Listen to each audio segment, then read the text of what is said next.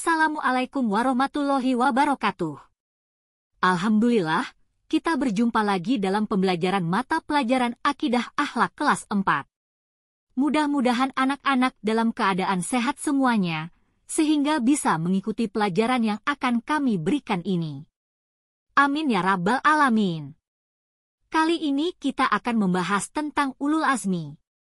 Baik anak-anak, mungkin dari kalian sudah ada yang pernah mendengar tentang ulul azmi.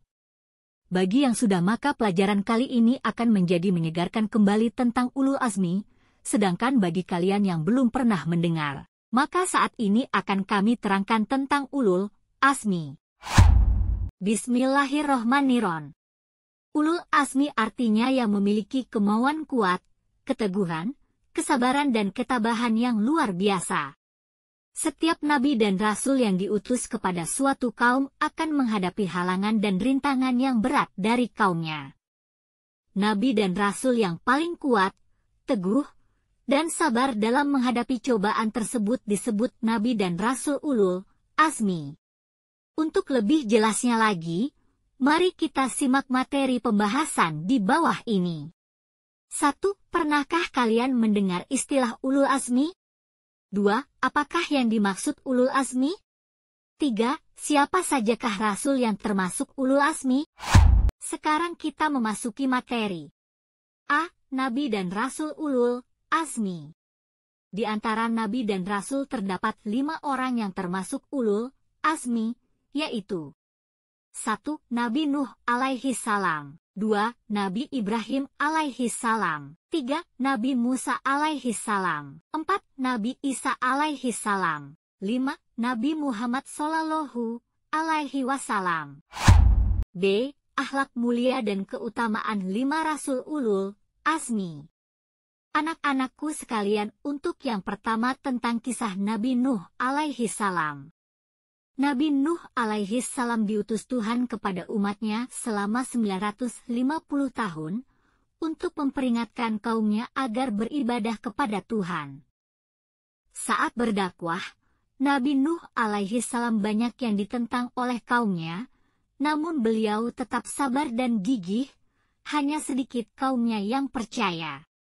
Perlawanan yang dilakukan oleh umat Nabi Nuh alaihi salam dalam bentuk ejekan dan hinaan.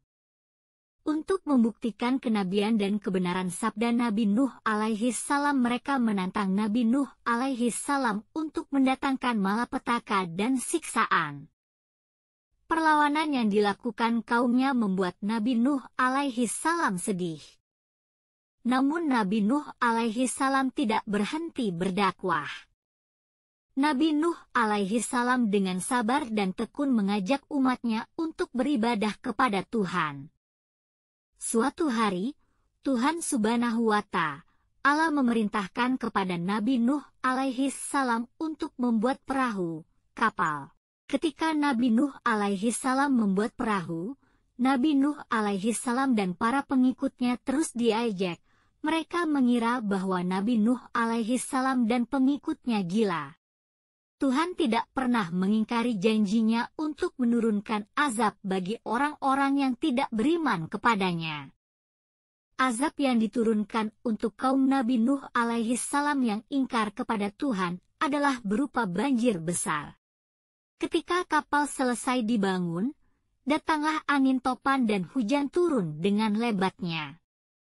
Air naik dan daratan berubah menjadi lautan. Umat Nabi Nuh alaihi salam yang ingkar, semua tenggelam, termasuk putra Nabi Nuh alaihi salam yang bernama Kan'an. Nabi Nuh alaihi salam yang dapat diteladani yaitu 1. Berdiri teguh. 2. Ikhlas menerima beban dakwah. 3. Tidak mudah menyerah. 4. Memiliki iman yang kuat. 5. Patuh dan taat kepada Tuhan Subhanahu wa Ta'ala. Kemudian yang kedua, kisah Nabi Ibrahim alaihi salam. Nabi Ibrahim alaihi salam lahir pada masa Raja Namrud. Ayah Nabi Ibrahim alaihi salam bernama Azar, keturunan Syam bin Nuh. Azar adalah pembuat berhala. Setelah beranjak dewasa, Nabi Ibrahim alaihi salam sering memikirkan kebiasaan kaumnya yang menyembah berhala. Padahal berhala itu terbuat dari batu dan tidak bisa berbuat apa-apa. Kemudian dia mulai berpikir tentang Tuhan. Setelah ia mengamati bintang-bintang, bulan, dan matahari semuanya tidak kekal, ia mulai berpikir siapakah Tuhan kita yang sebenarnya? Setelah itu Nabi Ibrahim alaihi salam menyatakan, dia hanya akan menyembah dan menghadapkannya dirinya kepada Tuhan yang menjadikan langit dan bumi dan tidak akan pernah menyekutukannya. Suatu hari Nabi Ibrahim alaihi salam secara diam-diam menghancurkan berhala-berhala yang ada di tempat ibadah Raja Namrud. Nabi Ibrahim alaihi salam menghancurkan berhala-berhala itu dengan kapak. Dia hanya meninggalkan berhala yang sangat besar. Di leher berhala itu, Nabi Ibrahim alaihi salam mengalungkan kapaknya. Ketika mengetahui berhala-berhalanya dimusnahkan, Raja Namrud sangat marah. Ia langsung menuduh Nabi Ibrahim alaihi salam yang melakukannya. Raja Namrud menghukum Nabi Ibrahim alaihi salam dengan membakar hidup-hidup. Namun Nabi Ibrahim alaihi salam tidak terbakar. Tuhan menyelamatkan Nabi Ibrahim alaihi salam sebagai bukti kekuasaannya. Sebagaimana disebutkan dalam Al-Quran Surat Al-Anbiya, ayat 69 yang artinya, "Wahai api, jadilah kamu dingin, dan menjadi penyelamat bagi Ibrahim." Tingkah laku Nabi Ibrahim alaihi salam yang patut diteladani adalah 1. Gigih dalam dakwah. 2. Rela berkorban membela agama Islam. 3. Tidak mudah terpengaruh. 4. Cerdas. 5. Tulus. Selanjutnya tentang kisah Nabi Musa alaihi salam. Nabi Musa alaihi salam lahir di Mesir. Nama ayahnya adalah Imran bin Yakub. Nama ibunya adalah Yukabat. Nabi Musa alaihi salam hidup pada zaman Raja Firaun, seorang raja yang kejam. Raja Firaun menganggap dirinya sebagai Tuhan yang patut disembah. Suatu ketika Nabi Musa alaihi salam dan para pengikutnya dikejar oleh Raja Firaun dan pasukannya. Di depan mereka terbentang lautan dan di belakang mereka Raja Firaun dan pasukannya sedang mengejarnya. Tuhan memerintahkan Nabi Musa alaihi salam untuk memukulkan tongkatnya ke air laut. Seketika itu juga laut terbelah menjadi dua dan jalan terbentang di tengahnya. Akhirnya Nabi Musa alaihi salam dan para pengikutnya selamat. Tapi Raja Firaun dan pasukannya tenggelam. Ketika berada di tengah laut, Tuhan Sud menyatukan kembali air laut. Itu adalah tanda kekuasaan Tuhan. Perilaku yang patut diteladani dari Nabi Musa alaihi salam. 1. Bersemangat dalam menyampaikan kebenaran. 2. Memiliki keimanan yang kuat. 3. Ikhlas dalam berdakwah. 4. Meski banyak diejek, Nabi Musa alaihi salam tidak menyerah. 5. Tidak takut menghadapi bahaya demi membela agama. Kemudian yang keempat kisah Nabi Isa alaihi salam. Nabi Isa alaihi salam dilahirkan di daerah Palestina. Ibunya bernama Maryam binti Imran. Lahir tanpa ayah. Hal ini merupakan keistimewaan sekaligus merupakan kekuasaan Tuhan. Meskipun Maryam dicemooh oleh banyak orang, Maryam tetap sabar menerimanya. Nabi Isa alaihi salam diutus untuk memimpin Bani Israel. Nabi Isa alaihi salam menerima kitab Injil. Injil berisi ajaran yang mengesahkan Tuhan dan memberikan kabar akan datang Nabi terakhir, yaitu Nabi Muhammad. Selama Nabi Isa alaihi salam berdakwah, sedikit sekali kaumnya yang mempercayainya. Mukjizat yang diberikan kepada Nabi Isa alaihi salam antara lain, yaitu dapat menghidupkan orang yang sudah meninggal, menyembuhkan penyakit kusta, membuat burung dari tanah. Perilaku Nabi Isa alaihi salam yang patut diteladani yaitu 1.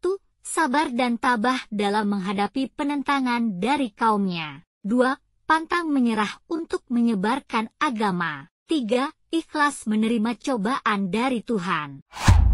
Dan yang terakhir kisah Nabi Muhammad. Nabi Muhammad dilahirkan pada 12 Rabiul Awal tahun 571 Masehi di Mekah. Ibunya bernama Siti Aminah dan ayahnya bernama Abdullah. Sejak kecil Nabi Muhammad telah menjadi yatim piatu dan sudah mengalami ujian yang berat.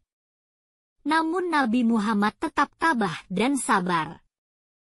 Ketika masih kecil, Nabi Muhammad adalah anak yang sopan, santun, jujur, bersemangat, sabar, dan berani membela serta menegakkan kebenaran. Menjelang usia dewasa, ia sering diajak pamannya berdagang. Karena kejujuran Nabi Muhammad, usaha dagang itu mengalami kemajuan dan mendapat keuntungan yang besar. Nabi Muhammad dikenal sebagai sosok yang berhati mulia, dermawan, dan penegak keadilan. Di kalangan masyarakat Mekah saat itu, beliau selalu dipercaya untuk menyelesaikan permasalahan. Masyarakat Mekah memanggilnya Al-Amin yang artinya orang yang dapat dipercaya. Ketika berusia 40 tahun, beliau menerima wahyu pertamanya yaitu surah Al-Alaq ayat 1-5. Wahyu tersebut berisi perintah untuk membaca. Dalam wahyu tersebut juga disebutkan bahwa Tuhan Maha Pencipta, Maha Pemurah, yang Maha Menciptakan, dan yang Maha mengajarkan berbagai macam ilmu kepada manusia. Dialah Tuhan yang wajib disembah. Nabi Muhammad memulai dakwahnya secara sembunyi-sembunyi. Setelah mendapat perintah dari Tuhan untuk berdakwah secara terang-terangan, barulah Nabi Muhammad melakukannya. Kemudian Nabi Muhammad, para sahabat dan pengikutnya hijrah ke Madinah. Islam berkembang pesat di Madinah. Pada tahun ke-10 Hijriah, Rasulullah menunaikan Haji Wada, atau ziarah terakhir yang dilakukan oleh Rasulullah. Pada hari Senin tanggal 12 Rabiul Awal tahun 11 Hijriah, Rasulullah wafat. Saat itu beliau berusia 63 tahun. Tingkah laku Nabi Muhammad yang patut diteladani adalah 1.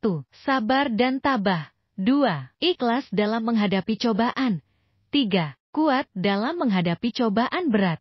4. Bijaksana dalam mengambil keputusan. 5. Gigih dalam berdakwah. 6. Berakhlak mulia, membalas kejahatan dengan kebaikan. Mudah-mudahan materi kali ini bisa dipahami oleh anak-anak. Untuk itu tetap semangat dalam belajar. Wassalamualaikum warahmatullahi wabarakatuh.